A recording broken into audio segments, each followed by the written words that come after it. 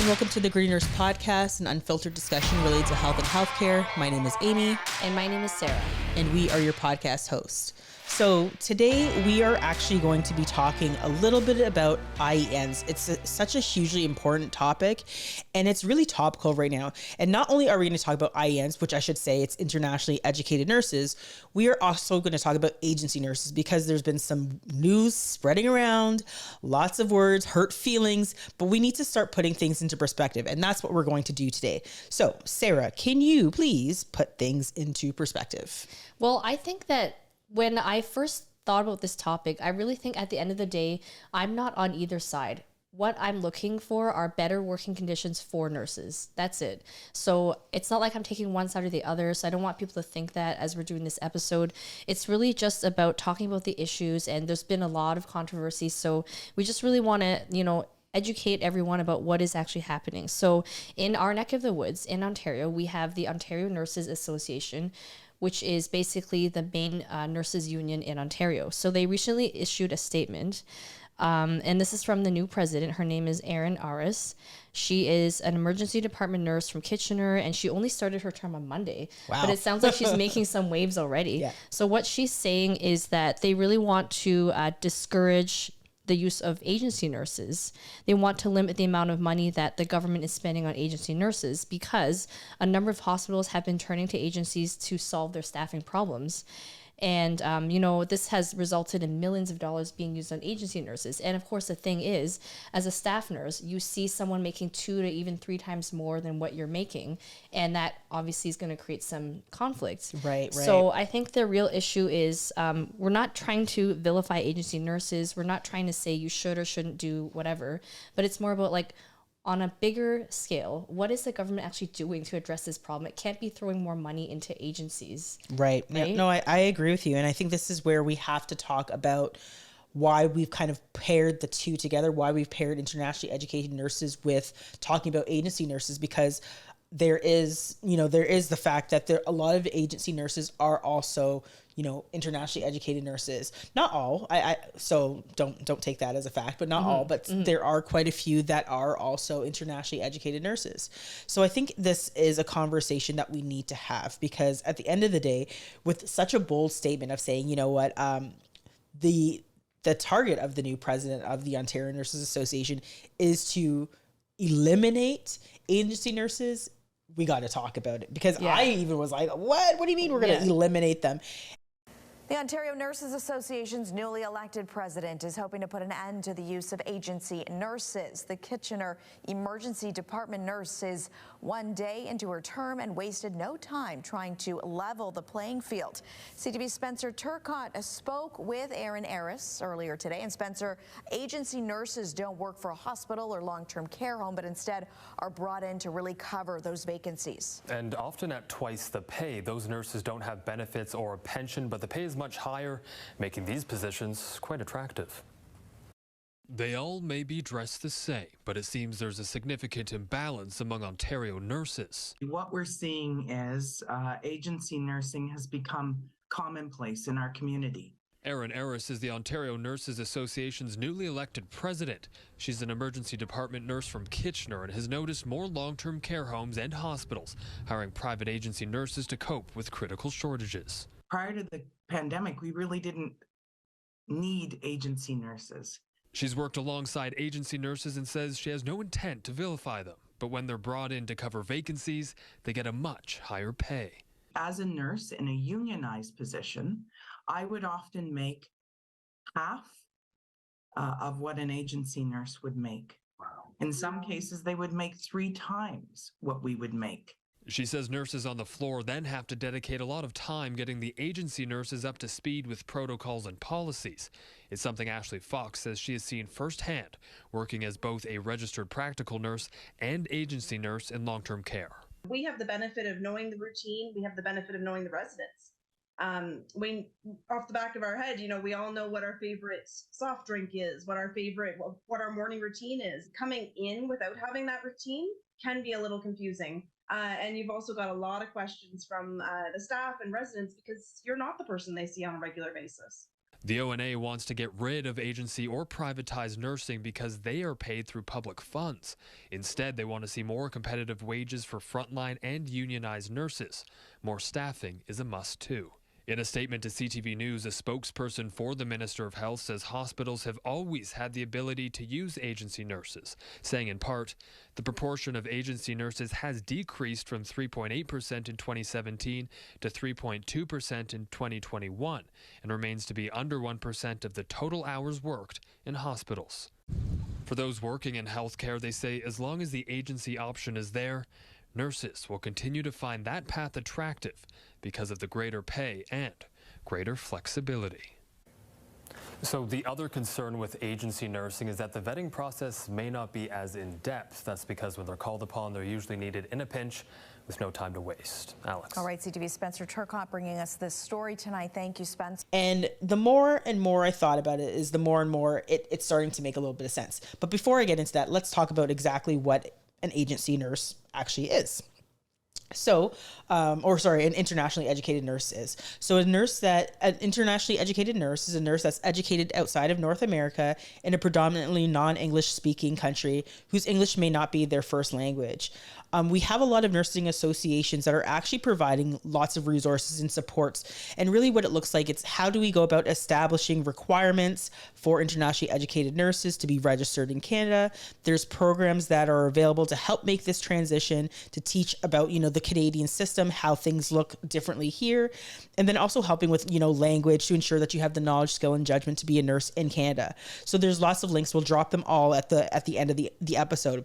Also, internationally educated nurses have to apply and write a licensing exam.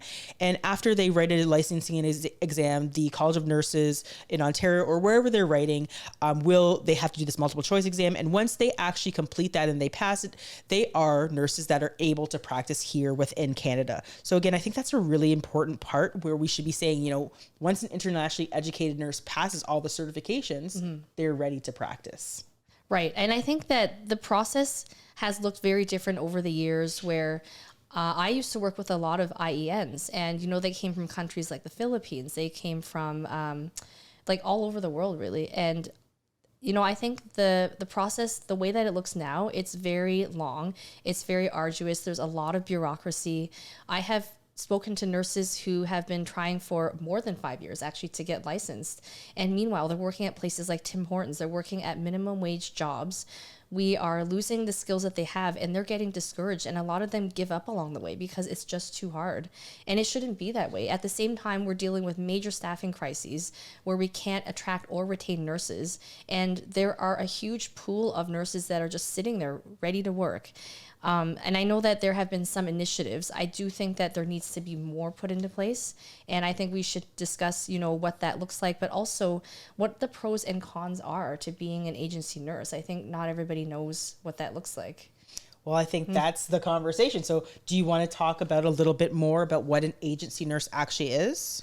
So I think when you think about staffing, right, when you think about the hospital, there are nurses that are full-time, part-time, and casual, but they actually work for the hospital, right? Right. Obviously, when there are sick calls or shortages, you're going to be using some of your part-time and your casual staff. But what happens when they're not able to work? Right. Then agency used to be kind of the last resort. Like I remember on very few occasions in postpartum, we had agency nurses, and I don't blame them for feeling uncomfortable. I had worked with one once who'd never even cared for a baby before. Wow, that's and crazy. And so we're like, Oh, okay, geez. you just take care of the mom, make sure Right, she's right. fine. We'll do the baby care. Like, we don't want to put you in undue stress or, have anything go wrong. So that used to be the way it was. Right. But obviously during the pandemic, there were just a lot of provisions put into place.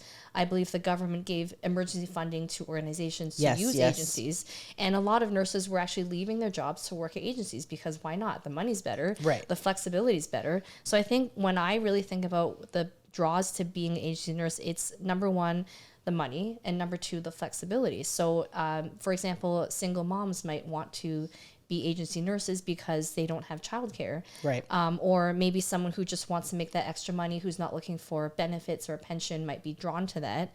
I do see a lot of negatives though. Like, I think if you really think about what some of the negatives are for a staff nurse. I have heard of them having much harder assignments. Yep. So they kind of get the crappy assignments that nobody wants, similar to a travel nurse. You don't really have a home base, so you could be working at up to 20 different hospitals. I mean, obviously you can pick and choose, but sometimes you just have to take what you're given. Right. Outrageously hourly rates that organization are billed from the agency, so upwards of $100 an hour. That certainly doesn't all go to the nurse. No. A lot of that goes to the agency, and there actually are not very many regulations on agencies. I also think, like you said, IANs are particularly vulnerable because they really don't have a lot of flexibility or stability in the type of work that they choose.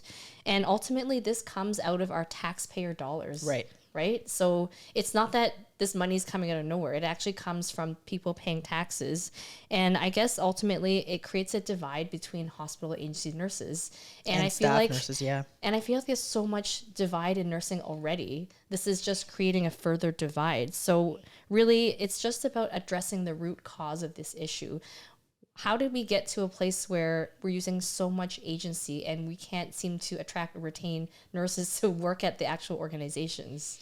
Well, this is where I'd say like you're hitting the nail on the head, right? I mean, there's a lot of different issues. And I think this is where I like to say, like hate the game, not the player, right? I think this is where we need to look at why are these things being allowed to continue? Like, why in the first place are there private agencies? Why are hospitals chronically understaffing, full-time nurses? I think back to even my career, I didn't really have very many full-time roles. Like most of my roles were part-time. And that's not because I didn't want to work in a full-time capacity. It's because there just weren't enough spots. And I wanted to kind of touch quickly on this like Ontario Liberal MPP who introduces a bill in relation to something called price gouging. And this is looking at, back again at these temporary agencies. And I think this is where, people are really sounding the alarm bell. So hospitals, long-term care homes, and other healthcare agencies have relied for years on private for-profit agencies to provide nurses, personal support workers, and other staff to cover vacancies. However, critics say that the model is very costly, unfair, and lures workers away from permanent jobs. So Liberal MPP Adil Shamjay's bill, I hope I said that correct. The Temporary Nursing Agency Licensing and Regulation Act includes mandatory licensing and for temporary nursing agencies and a ban on unconscionable pricing and restrictions on how they can recruit. I think this is a hugely important conversation because again, we're looking at seeing upwards of like 25,000 vacancies of nursing positions in Canada. But again, who is paying for it? So it's coming off of the hospital's bottom line. And this is where like my mind starts to turn because again, yeah, you might be, if you're a staff nurse, you're making your $40 or $46 an hour. And I think that's a nurse who's probably worked for like 5+ years or whatever the case may be. This is a registered nurse's salary, not registered practical nurse. 100%. Yeah. So they would be making whatever it is. And an IN might come in making $20, $30 more, sometimes higher. And who's paying for that? Well, the hospital's paying for that. Where does the hospital get their budget from? They get it from the province. Mm-hmm. So if, I saw an article where it says this practice can actually bankrupt healthcare. If you're spending up to 550% more on these in this area, it's hugely problematic. So I did see an article that was written like during the fiscal year that ended in 2021, UHN spent about $776,000 on agency nursing. And that should be money that really is going towards, paying nurses who are working the staff. They should be hiring full-time staff to be doing that. But because we're in this particular crunch where, nurses are not being respected, Bill 124, all of these various different things, it is causing this for-profit model to actually, make money off of the backs of nurses. So this is where I say, like, I see people saying, it's agency nurses. No, it's the agency. Right. Like that's what we should be focusing on. The agency that's creating this profit disparity. Right. And I guess any reasonable person listening might be like, Well, if that's the case, why are we paying 2 to 3 times more for agency nurses? Why shouldn't we put more money into hiring actual staff? Right. That is a really great question. I would love the answer to as well. And if you think about budgets, right, it's very complicated. So like everything that a hospital pays for has to come out of a certain budget line. Right. So obviously there isn't enough money for whatever reason to hire more permanent staff, more full-time staff. Again, this goes back to the funding model and where they actually get their money from. Right. And that goes back to government decisions. So if the government is putting more resources into private sector, then that's what's going to happen. And we've already talked about the slippery slope that is happening, right? With the privatization of healthcare. Well, this is exactly what's happening, but I don't think people realize until they get to a hospital and there aren't enough nurses, or there are nurses who are not quite sure how the unit functions. Right. So one of the articles I read as well is not only are agency staff being paid more, the existing staff are expected to train them.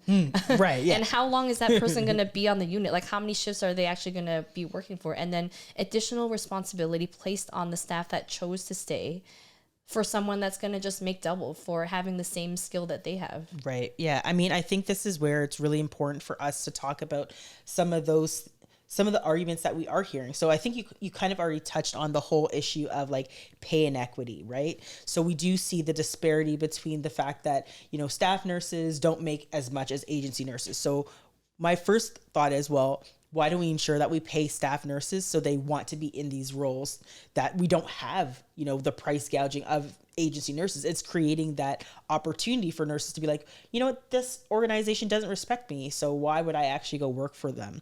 And then again, there are those issues, and I don't know if you've heard or within your own experience, where we talk about like knowledge versus experience or skill. So we already kind of talked at the top of the episode saying that at the end of the day, an IEN is a nurse that is able to work here in Canada. They have the knowledge, skill, and judgment. And I think what people are talking about is, language barriers. I really think that, at the end of the day, that's something that it's not a hurdle that we can't deal with. At the end of the day, they wrote a licensing exam in English. They had to do OSCEs. So that's the other piece of it. They have to also, do actually verbalize what they need to do. So I just feel like that's not an excuse anymore. Don't say that, these people don't have the knowledge, skill, and judgment. They've passed the exam. They do. If the barrier is English, that's a different hurdle, and we can all deal with that. And I hate that argument when it comes up. Right. And I think dealing with that is a much less expensive issue than trying to train someone that does speak English and doesn't have a nursing background. So let's just put things into perspective here. 100%. I agree with you. I think also like we had a point here about holding agencies accountable and not the nurses. Yes. Now, I'm not a total expert on this, but I believe that the barrier for entry to creating an agency is not that high. So anybody really could go out and say, I'm going to create an agency, like a home care agency. I'm going to start hiring staff. I can bill whatever I want to the organizations, and they're going to pay because they're desperate. Yeah. So there needs to be some form of regulation, because who's to say that I couldn't go to this hospital and say that I'm going to charge you $200 an hour. I'm going to pay my staff maybe $40 to $50, and I'm going to pocket the rest. You're 100% right. I think there is actually no oversight. I remember actually doing some reading. I looked at the Ontario Health Coalition's website, and they said there is very little public information about how much is being spent on agency staff, and most of it is really anecdotal. So it was probably our first little glimpse to hearing, UHN saying that they're spending almost upwards of $1 million on agency nurses. But again, we don't know. I would love to know how much hospitals just in general are spending on agency nurses. And then not even just that piece, but how much profit are these agencies actually taking away, right? Mm-hmm. I think that they're for profit. They're making money. And, there's the talks of Mike Harris and these various different people who are a part of some of these agencies. And again, I think it's just, we need to have regulation. We need to have oversight. We need to have accountability. And until those structures are put in place, then we're going to continue to see the slippery slope of, nurses moving into agency roles and seeing this contention, which is really problematic to me. I think that we shouldn't be fighting agency nurses per se, but we should be fighting the system that creates the need for agency nurses. And the agency nurses are, I've spoken personally to nurses who have, and even personal support workers or PSWs who have worked for agencies and told me that they didn't get paid. They worked their hours, they just didn't get paid. They're chasing them down to get paid. And someone reached out to me saying, this is what happened to my friend. How can I help this person? And this person has already gone to the labor board and started that process, but it takes so long and it's so cumbersome that I don't know if there could be more support out there for people that just aren't getting paid.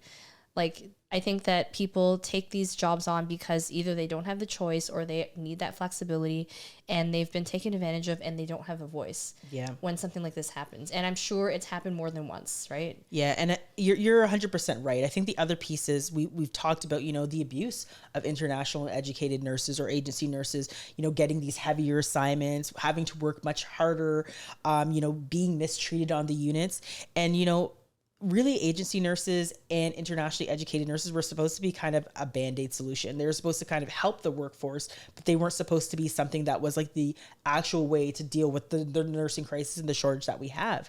And again, this is where we need to put pressure on our governments. We need to put pressure on making sure that there are better regulations, and we need to have unions that are stronger. I'm seeing now the fact that I think back to even 5 years ago, I never saw campaigning or nurses, walking out and talking about the things that we need. And now we're starting to see that rise and starting to see it happen more often. But we do need to have strength in numbers. And, one person said to me yesterday, they're like, well, it's only bona fide members that are going to be able to attend these meetings.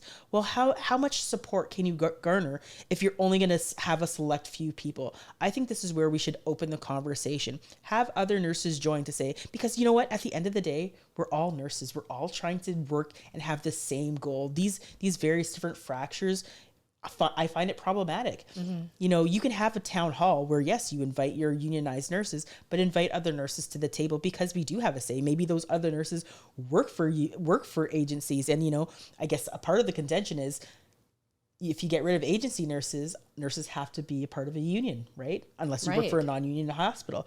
So let's have the conversation where we can all talk together and say, how can we meet the needs of patients and families, because that's what our focus should be on. Our focus should really be on making sure that we ensure that, patients are getting the care that they need at the end of the day, that they're getting the services that we've outlined, that we said that we want to actually prescribe, and that we're meeting the standard of care. Because right now, I don't think that we are meeting the standard of care. I think that we are really failing Canadians and, failing the healthcare system if we don't have the correct staffing in place.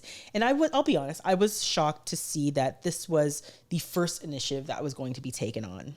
Yeah. And, just going back to the pay, I can't finish this episode out without mentioning the fact that the BC nurses just negotiated a 13% pay raise. Sarah, don't. This is going to be another episode in itself, but I just want to bring that to everyone's attention that unions can make a difference. Right? So this is an example of effective bargaining, I would say. Yep. From the BC Nurses Union, and really the fact that they already have staffing ratio legislation. I think they're way ahead of the game. I would love to see other provinces come on board. So congrats to you nurses out in BC. I think that we just need to continue to advocate for what's right. And the fact is, we have so many Band-Aid solutions. And we label people and put them in so many boxes, but we're still not really achieving what we all want to do, which is really just high quality patient care, making sure people don't fall through the cracks, making sure that people aren't waiting and dying in emergency rooms. Yep. Or, making care accessible to those that need it the most. Yeah. I think that should be what we have as an end sight and goal. Always. It's always about patient safety and not compromising that. And I think that through this entire pandemic and, as it's becoming more endemic, that we have sacrificed patient safety. We have compromised better patient outcomes. And that's because, as much as we are trying to have that conversation, as much as nurses are raising and sounding the alarm bell, the change isn't happening nearly fast enough. And this is why I continue to beg for nurses to kind of come together to have these conversations. And we do need to be like, okay, you know what? 3% is shit. It's garbage. We're seeing that there are other negotiations that can happen. I got a letter from someone today talking about, another union that negotiate upwards of 5.6. I'll find it and I'll post it in the links. But it's just like, why should we settle for 3%? Why should we settle for, less than what we're asking for? Why do we have to continue going back and forth at the table with, the Ontario Hospital Associations or various hospital associations? Why can we not get what we deserve? And that's because I think we don't have a collective voice, and we need to have one. And I really hope that, like I said at the top of the episode, don't hate the player, hate the game. It's about looking at the system that's creating this need for having agency nurses, and that's what we should be attacking. Definitely not the people who are working in agencies, because you know what, if that opportunity is created, people are going to gravitate towards, having better hours, better pay. So look at the root causes. Let's look at, how we can have better flexible schedules, how we can have better pay equity, how we can have, just making sure that we have an environment where we feel that we're, safe staffing. Right, those are the things that we should be asking for. So, I mean, at the end of the day, like, I don't know. I really hope that we can encourage people to think about this differently and continue to encourage the conversation. Because whenever I see people feeling like they're being targeted, or groups of individuals feeling that they're targeting, I think that's what stalls the conversation. I think that's what stalls progress. And again, we've been in this climate where there's so much fractures and people are feeling tense. Think about consciously how you word things, how you go about and saying things, even if the situation is that, yes, we need to, remove agencies from the equation. It's not the agency nurses, it's the agency. So I hope that, through this episode, we can shed some light, shed some perspective, and, continue the conversation forward. Absolutely. And I think that just us seeing other success stories is really inspiring, and it makes me think that we can do it here too. Yeah. We need to put the incentives in the right place. I think that's kind of what we're saying. Incentivize the right thing, and you'll have the nurses in the right environment that they should be in. Absolutely. And we would love to hear from anyone listening or watching. If you have any stories about unions or agencies, or even your experience being an internationally educated nurse, we'd love to hear from you. So I just wanted to thank everyone for listening to the Gritty Nurse podcast. If you like what you're hearing, make sure you hit the subscribe button, like, and leave us a review. And remember, we all have a little grit to give. 100%. Thanks so much for listening.